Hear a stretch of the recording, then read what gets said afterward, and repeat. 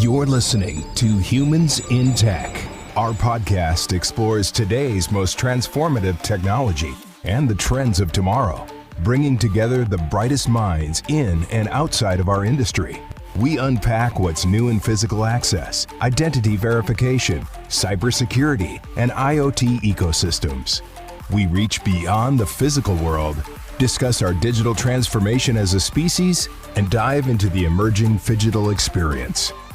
Join us on our journey as we discover just how connected the future will be and how we will fit into that picture. Your host is Lee Dow, VP of Global Marketing at Identiv. Welcome and thank you for tuning in. Today I'm joined by Greg Sippell, CSO and VP of Sales at Clear Cloud Solutions, Inc. Appreciate you taking the time, Greg. Oh, thank you very much for inviting me. Of course. Clear Cloud Solutions is an Identiv dealer, but before we get into all that, I'd love to know more about the history of the company. Sure, thank you. Thanks for asking.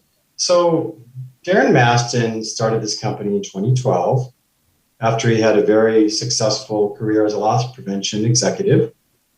And he started a security integration company.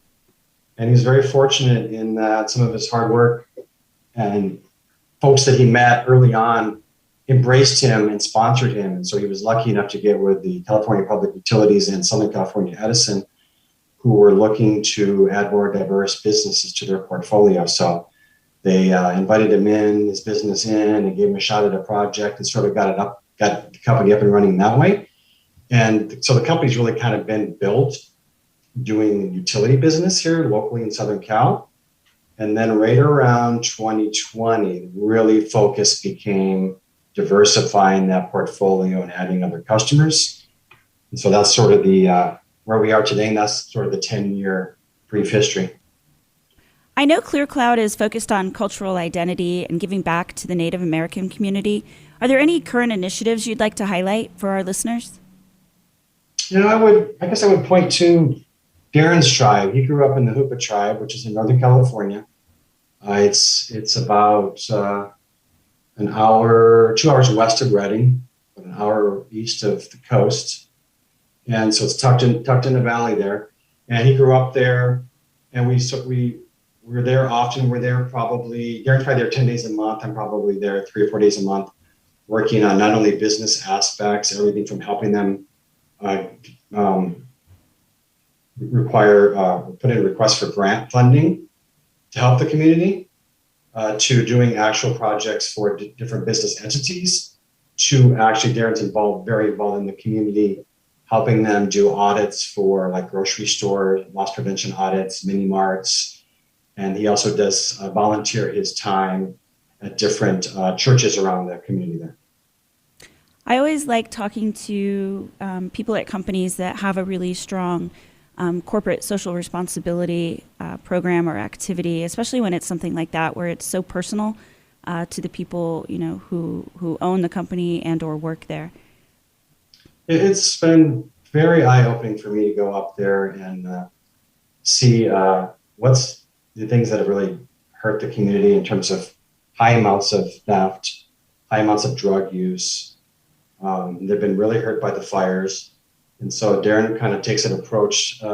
He attacks all of those individually. So he'll do work on, he's involved with the fire chief writing programs to get younger folks off of drugs and into other things.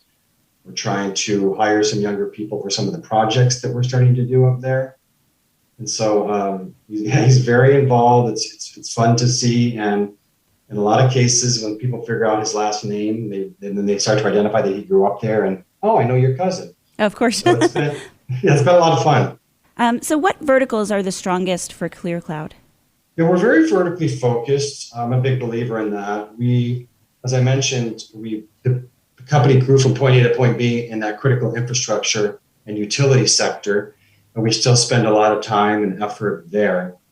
But beyond that, where we really spend our time is in the federal government, because we're an 8A, disadvantaged or diverse business enterprise, they call it, and in the tribal community, as we've been discussing. So we try to stay real focused in those three aspects. And then because we have a lot of people here with experience in the local market, we know a lot of people So we do work off referrals quite a bit in the commercial space, but we typically spend 90% of our day in those three areas I just mentioned. You're currently selling Identiv's Velocity Vision video management system. What are the top differentiators for you when deploying an end-to-end VMS platform like Velocity Vision? So the first thing we really looked at is the people. We have an amazing rep. Jeannie James has been phenomenal in working our account, bringing us resources like Mike, like yourself, for all kinds of activities, joint activities. We really looked a lot at that because a lot of at the top tier, the technologies do pretty much the same thing. We wanted that relationship with a company that could back it up with resources when available. Jeannie's produced resources for everything that everything that we've really attacked.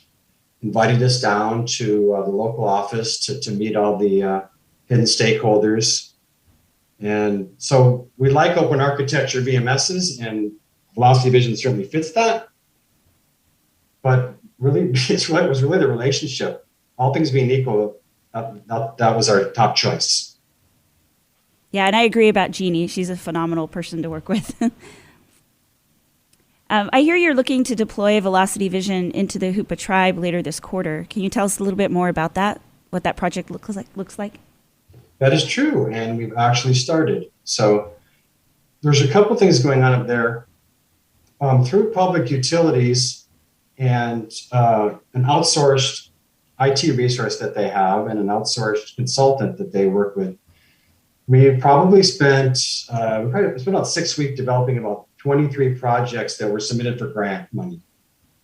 But parallel to that, each individual business entity up there, whether it be the police or the schools or actually and the utilities themselves, they had us do assessments and put together proposals for projects that they wanted to implement, regardless of whether that grant funding came through. So some of those have started to come through, not the grant side, but the individual side. So we've actually deployed our first Velocity Vision install up there for the early start, they call it, which is for younger kids. It's like an elementary school. And then we've been awarded a park also, the main park in town. They want to increase visibility to people that are coming in there at night and causing some trouble and the theft and vandalism and things of that nature. So we've been awarded that one, and then construction has started. There's an infrastructure element to that.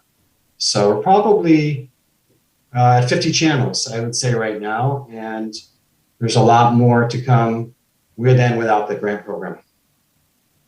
I think that the grant program piece of that is really interesting because there is a lot of grant money available that I think a lot of organizations don't realize, that's there and how to pursue it. So I think it's wonderful that, that's part of your mission is, attaching the process of, creating the grant to achieving the grant to, doing something really positive with it. People throw around the word collaborative a little bit too much as a buzzword, but this really was a collaborative effort because utilities has visibilities to a grant program that's really around infrastructure, mostly around getting fiber optic cable in there so they can increase their services to the community. And so they had to, but security qualifies if you present it the right way. And so it took some effort working with them to propose the right types of security and the right applications so it would qualify. So we're expecting a fair amount of that to come through. But it's very competitive. Hoopa has to compete with a lot of other tribes for that funding. And the good news is after they submitted in round one, the government basically came back and said, we had more people ask, or what was asked exceeded what we have, but we want to see if we can accommodate everyone. So we're gonna look for more. And they basically were trying to do a shakeout of some of the tribes that maybe didn't have everything dialed in, T's crossed and I's dotted. So there was a round two, but we're expecting them to be successful. And it was certainly a lot of work on their side. That's great. Any closing thoughts on strategy and the future of security technology? Well, one of the things that we did last year that's really vaulted our business to the next level is we we have a joint venture partner now. So as part of the 8A program, if people aren't familiar with that, you have 9 years in your 8A program, and then you, what they call graduate. They expect you to be a big boy business at that point and go out into the world and not have set aside diverse or small business awards come your way. Well, when companies that graduate are allowed to come back to companies like us that are still in the program and form a joint venture, the advantage to that company is they can then go back to all their clients and say, hey, guess what? You can still direct award as 8A business because we're mentoring a younger company. And so in doing so, we noticed that they were fairly strong in cybersecurity, which is where we were headed. So the future for us is really in the physical and cybersecurity convergence. And so we're spending a lot of time on that right now. We have one big contract award and another verbal to do various things. One of them is a cyber assessment. One of them is essentially what's called FPCon, Force Protection and Conditions.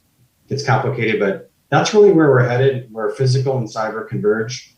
And so we have been adding skill sets and folks on our technical team that can handle that. We refer to that as phygital. I like it. Yeah. Okay.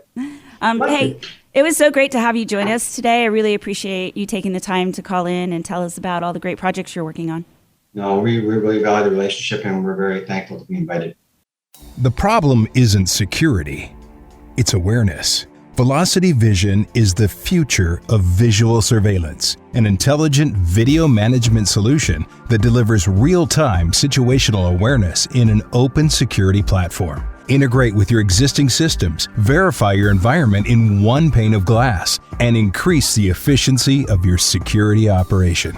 Get full control of your environment when and where you need it. Learn more at identiv.com. Physical security, identity verification, the IoT. The hyperconnectivity of our lives will only grow more pervasive. As technology becomes more automated and experiences more augmented, it's up to us to preserve our humanity and use new tools and trends for good. The only question is, are we up for the challenge?